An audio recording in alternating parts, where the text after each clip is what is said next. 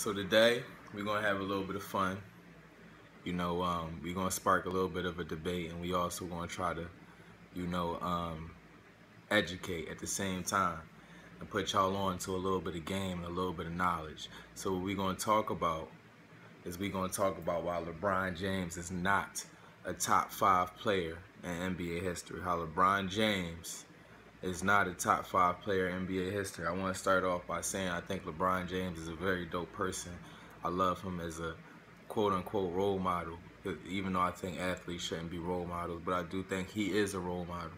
He's earned that as a man. But we're gonna have some fun with this, and we're gonna try to make some good points. You know what I'm saying? I'm gonna let y'all, you know what I'm saying, I am the sauce. Yeah, I prepared the sauce. So I'm gonna let y'all see what the lay was doing today. You know, we had the cool grays, all gray, you know what I'm saying? All gray on. Now, first of all, I'm a disqualify myself as a Kobe Bryant fan.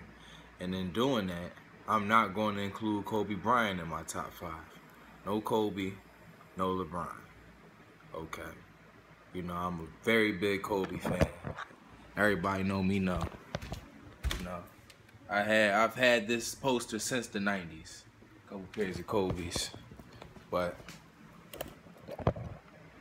so here we go.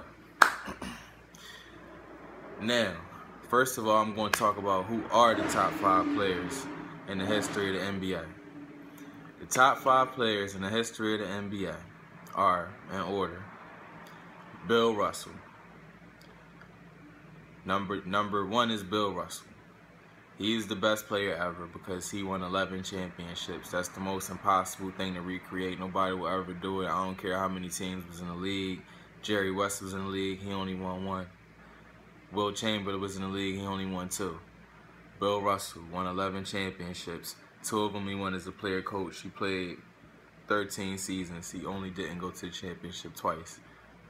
He only didn't win a championship twice. And that was when Russell and Jerry West pretty much got championships. So, excuse me, not Russell, Will Chamberlain and Jerry West. So, yeah, definitely Bill Russell. And then off the court, Bill Russell was probably the greatest man in sports history. But, you know, we definitely got to talk about Bill Russell at some point. Number 1, Bill Russell. Number 2, Michael Jeffrey Air Jordan.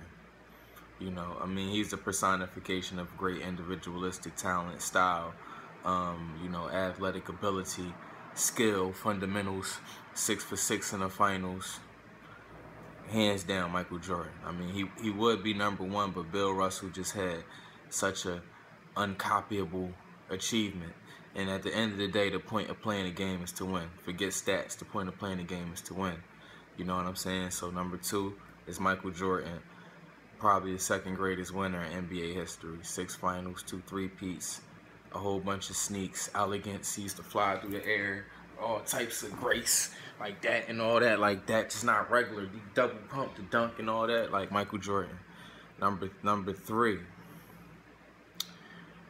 With number 3, we're going to have to go with Kareem Abdul-Jabbar, the captain. Kareem Abdul-Jabbar was dominant in college. I don't know how many. He won like 2 or 3 NCAA championships with John Wooden in college. He won 6 rings in the NBA. He was unstoppable. He was, you know, unflappable. 6 rings. It's about winning. We winners. We're not stat stuffers over here. We winners. We focus on winning. That's what the point is with us. You know. Number 2 is Kareem. Number 3, like I said, we are excluding Kobe. Number 3 is Kareem. Number 4, we are excluding Kobe. Number 4 is, now this is interchangeable in my opinion, but we going with Tim Duncan, the big fundamental. I'm not a fan of Tim Duncan. He had, probably in my opinion, one of the dopest pairs of phone pods and stuff.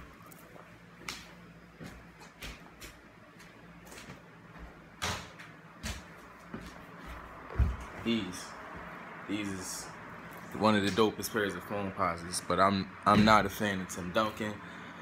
But this is subjective. You know what I'm saying? he was really the guy. He stopped LeBron from winning two rings his damn self, and he got in the way of Kobe a couple times. So Tim Duncan, yeah, I mean, a big fundamental. Number 5 is Magic Johnson, and it's not even close. This dude could play 5 positions. He went to 9 championships. I don't even know how many years he played. He couldn't play more than 12 years because, you know, everybody knows he had the HIV thing. You know what I'm saying? Magic Johnson, number 2. Excuse me, no, Magic Johnson, number 5. It's late, excuse me. Magic Johnson, number 5. It's not even close. I mean, and then after that, it's anybody's guess. I mean, if you want to put LeBron and Kobe, you know what I'm saying? Personally, I might well put Kobe in my top 5, but this is not my personal top 5. This is me looking at it objectively. Now, like I said, we're going to put people on game. And in my opinion, I'm going to say why you hear LeBron James put into the top 5.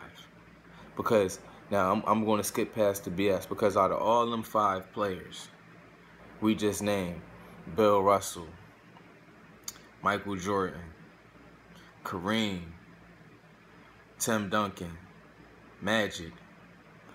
What are those players that are currently really making money for like billion-dollar companies? Really just one.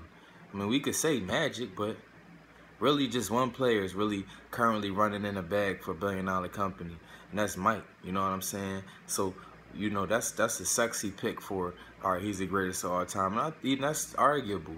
But LeBron is a billion-dollar franchise. You know what I'm saying? He never got in no trouble off the court. He's a role model. He has a beautiful family, etc., etc. He's a billion-dollar franchise. Now, the way that they make everybody think that LeBron is and he's great.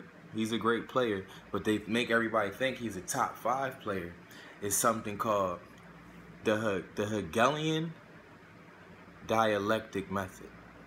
And it's a method of, I'm going to just read what the Hegelian dialectic method is for you. And it's the Hegelian dialectic, usually presented in threefold manner, was stated by Heinrich Moritz Kelebus, or whatever, however you say that name. It's comprising 3 dialectical stages of development. A thesis giving rise to its reaction, which is an antithesis, which contradicts and negates the thesis, and the tension between the two being resolved by means of synthesis. In more simplistic terms, one can thus consider it that there's a problem, a reaction, and a solution. Now, usually this method of reasoning is attributed to Hegel, but dialectic was a method that goes back to, you know, Greek times, quote unquote, with Socrates, where they would take 2 opposing viewpoints and they would basically debate to try to find a solution between the 2.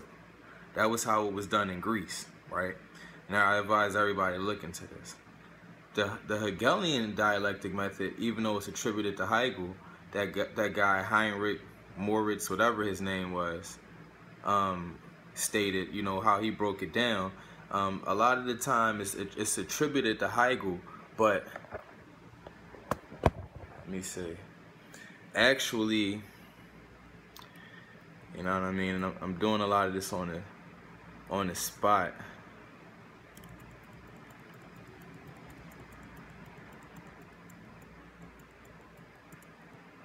It was attributed to Hegel, but it was other philosophers. I want to say Kant. Hegel attributed the Hegelian dialectic to Kant, right? Now, what's important to understand about the Hegelian dialectic method, and the reason I'm stressing this is because it's used throughout the media, and like billion-dollar corporations use it to kind of control how people think. Now, if we define theses, antitheses, and synthesis, a thesis is a statement or theory that is put forward as a premise to be maintained or proved. An antithesis is, as one would guess, a person or thing that is a direct opposite of someone or something else. Synthesis is combination or composition. In particular, the combination of ideas to form a theory or a system. So my point is, in the case of like LeBron James, when they ask, is he the greatest player ever? Or they compare him to Michael Jordan. You have two competing ideologies. One that LeBron James is the greatest player ever, one that Michael Jordan is the greatest player ever, or whoever you would imagine be the greatest player ever. The important thing to understand is it's not about one ideology versus the other. It's about the synthesis or combination of the ideologies. So when like say a media platform or somebody who's enlightened, when they use this manner of thinking or this philosophy to influence or control the way people think, they use these two opposing viewpoints. But that's the trick. That's like the magic trick. But the Prestige, if you ever seen that movie, The Prestige, like if you lift up the veil, what's going on is it's not the idea of the two competing philosophies. It's the idea of the synthesis of them. So they're not trying to get you to accept that LeBron James is the best player or Michael Jordan is the best player. They're trying to get you to accept that either one of them is the best player, or that LeBron James is possibly one of the best players, or that he could be the best player, if that makes any sense. They're trying to get you to accept that LeBron James could be the best player of all time. But most people who really have studied basketball, and I'm really just only in my early 30s, would shoot out a lot of these other names, these Kareem Abdul-Jabbar, Irvin Magic Johnson, Bill Russell. A lot of people would say Wilt. We didn't even put Wilt in the top 5. I mean, you got people like Akeem Olajuwon. You got Shaq.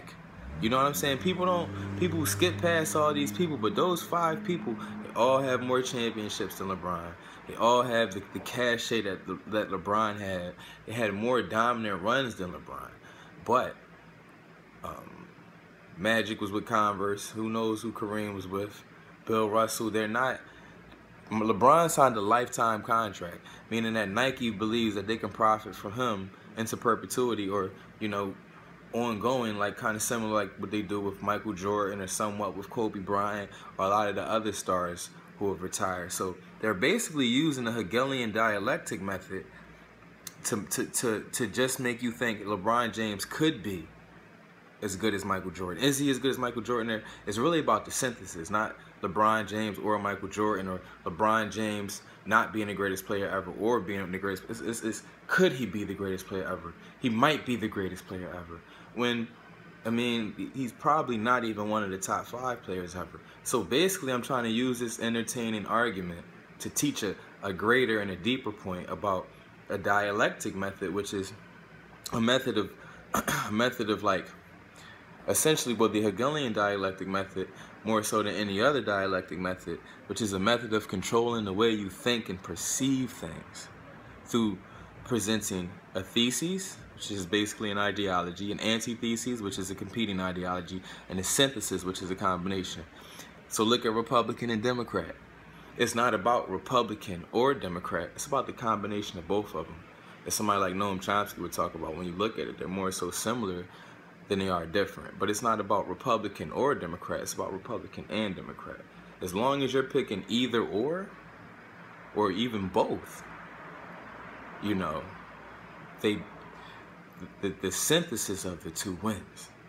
So, you know, as usual, I hope that this video was accurate in communicating some of the points and some of the things I perceived. You know what I'm saying? It's the saucier. I prepare the sauce, whether it's the game that I'm giving you, or just the style, or the motivation, or the workout tips, or the relationship tips, or whatever. You know what I'm saying? You know, and may the sauce be with you.